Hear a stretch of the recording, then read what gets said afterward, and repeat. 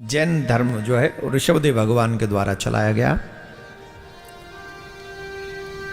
ऋषभदेव भगवान के द्वारा उन्हीं के पुत्र हुए भरत, जिनके 3 जन्मों का वर्णन भागवत में आता है। कितने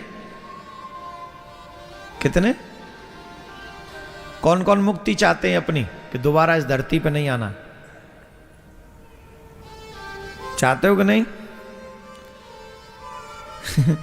आना नहीं चाहते। कई लोग तो जाना ही नहीं चाहते धरती से।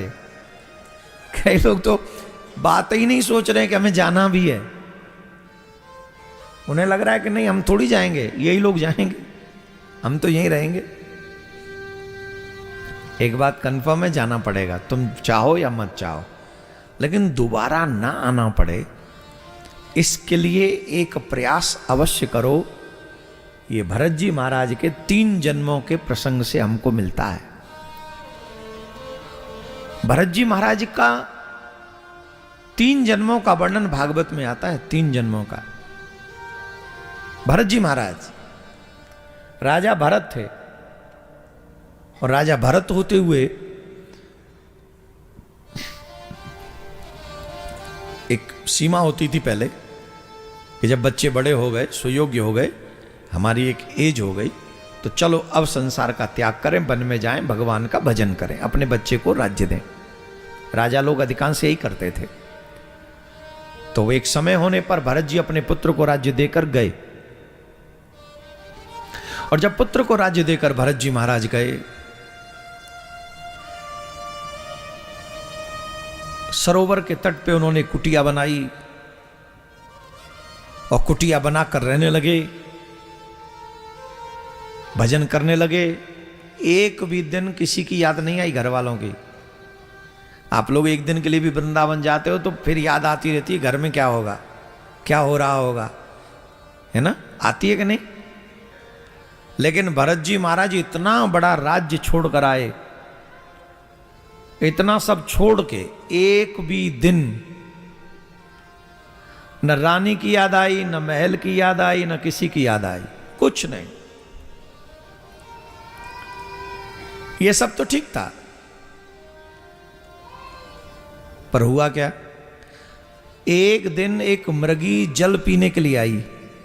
उन्हीं की कुटिया के आगे सरोवर थी, सरोवर में एक मृगी जल पीने के लिए आई, और जब वो जल पी रही थी, वो गर्भ से थी, वो गर्भिणी थी। जब वो जल पी रही थी तो उसी समय कहीं से सिंह के दहाड़ने की आवाज सुनी, और उसकी आवाज को सुनकर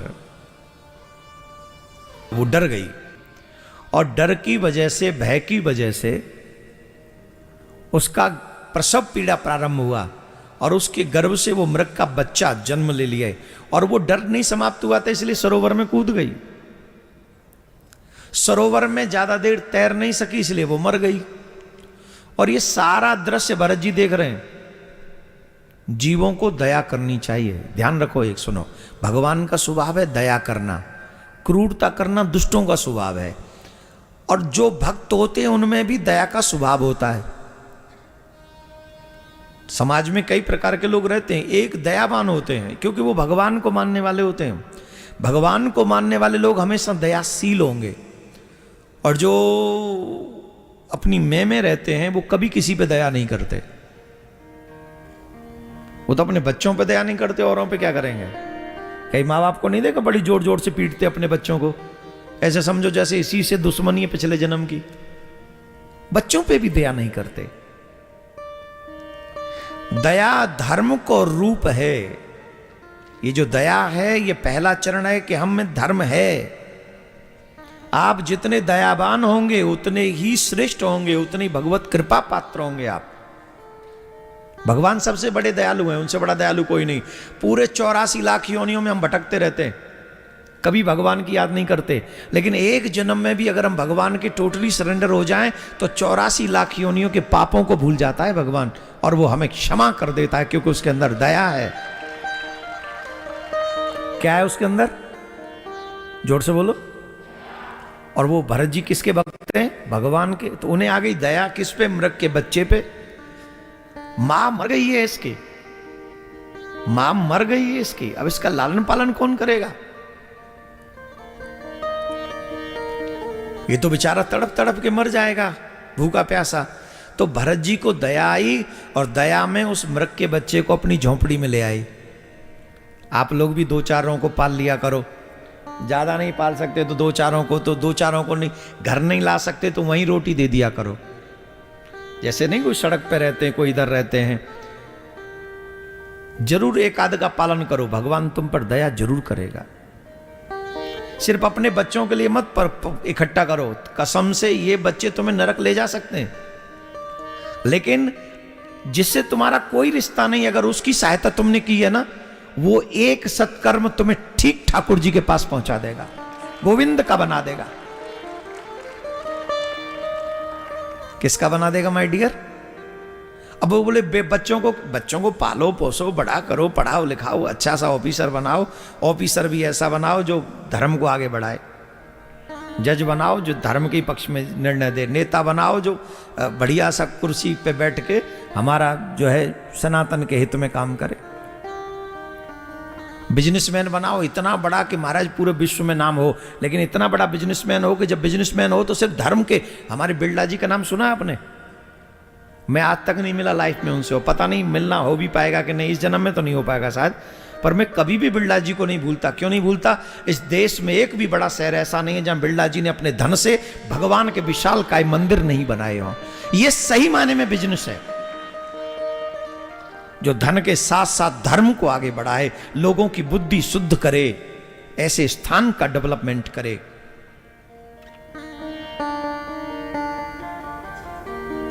तो दया करो। वो भरत जी महाराज दया की और दया उस बच्चे को ले आए, उसका लालन पालन करने लगे और यहीं उनका अट्रैक्शन फंस गया।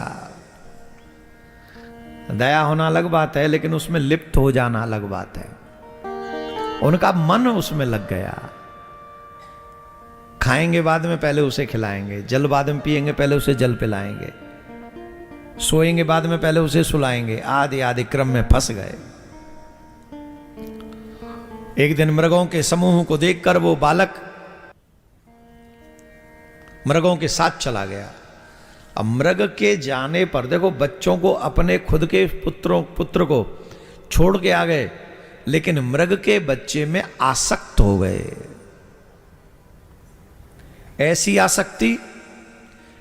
आसक्ति हुई कि हा मृग हा मृग हा मृग कहते कहते अपने प्राणों का त्याग कर दिया, अपने प्राण त्याग दिए। प्राण कैसे त्यागे? मृग मृग कहते कहते। मन किस में था? मृग में। तो अगला जन्म किसका हुआ? बोले मृग का। अंत मति सुगति, अंत में मरने वाले की जैसी मति होती है, अगले जन्म में उसकी वैसी गति होती है। आपका मन जिसमें होगा, आपको अगला जन्म वैसा मिलेगा। भरत जी महाराज को मृग बनना पड़ा। क्या बनना पड़ा माय डियर? जोर से बोलो, तुमको क्या बनना है? तुलसी मृग के मोह में भरत धरी नर देह,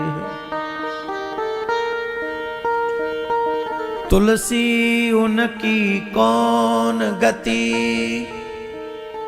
जो घर घर करत सने, एक मृग्या के मोह में भरत धरी मृग देह। एक मृग के मोह में आकर भरत जी को मृग योनि में जाना पड़ा। हमारा क्या होगा? हमारा मन तो दुकान में भी है, हमारा मन मकान में भी है, हमारा मन संतान में भी है, और हमारा मन दाम में भी है, हमारा मन नाम में भी है, हमारा मन तो सब जगह है कि नहीं? बोलो, फिर हम क्या क्या बनेंगे? बोलो, क्या क्या बनना पड़ेगा? अब ये कहो कि हमारे ऊपर ये रूल नहीं चलता तो तुम्हारी मूर्खता है। तुम मनुष्य हो, ये रूल भगवान का है। तुम अच्छा बुरा करोगे, भगवान उसका फल देगा, अच्छा बुरा देगा। ये रूल भी भगवान का है, ये किसी मनुष्य का नहीं है।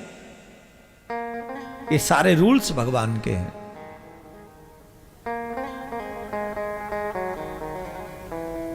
तुम जैसा कर्म करोगे तुम्हें वैसा बनना पड़ेगा, ये रूल भगवान के हैं। तो भरत जी महाराज की इस कथा से हमें यह सीखने को चाहिए कि जब जीवन विश्राम की ओर संध्या की तरफ जा रहा हो, साधु कैसा होता है, कल्याण का मार्ग चाहने वाला कैसा होता है, भक्त कैसा होता है? बोले सूर्य की तरह। बोले सूर्य की तरह कैसे? बोले जब सूर्य उदय होता है ना, तब भी उसका स्वभाव ताम्र स्वभाव होता है, ताम्र कलर होता है, और जब अस्त होता है तब भी उसका ताम्र होता है, स्वभाव सेम होता है। इसका मतलब है जीवन में चाहे सुख आए चाहे दुख आए, सुख में फूले नहीं और दुख में दुखी न हो, रोए नहीं। सुख आ जाए तो वैसे विनम्र बने रहो, और दुख आ जाए तो ठाकुर जी के आगे चरणों में प्रार्थना करते रहो। सह लो ये सोच के कि मेरे ही पापों का फल होगा, अच्छा है मेरा प्रारब्ध कट जाएगा। थोड़ा सा भी बुखार आ जाए पूरी दुनिया को फोन कर करके दुखी कर देते। अरे सह लो, प्रारब्ध है, क्या जरूरत है दुनिया में ढिढोरा पीटने की, कोई आवश्यकता नहीं है। भरत जी महाराज की इस कथा से हमको सीखना चाहिए, अगर कहीं फंसे तो 84 लाखों में बार बार आना पड़ेगा। इसलिए जीवन भर एक ही काम करो। बोले क्या? भगवान को मनाने की कोशिश। वो कैसे मानेंगे? बोले उन्हें मनाने का एक ही प्रयास है, दुनिया का काम शरीर से करो और मन ठाकुर जी में लगा के रखो। अहरनिश राधे गोविंद राधे गोविंद गोविंद गोविंद राधे गोविंद। चल भी न बोल, मुंह से ना भी बोल रहे हो तो मन में यही चलता रहे, मन में यही चलता रहे। सुख में हो दुख में हो, जब हो जैसे हो जहां हो वहीं सुख दुख में नाम जपो, जपो नाम।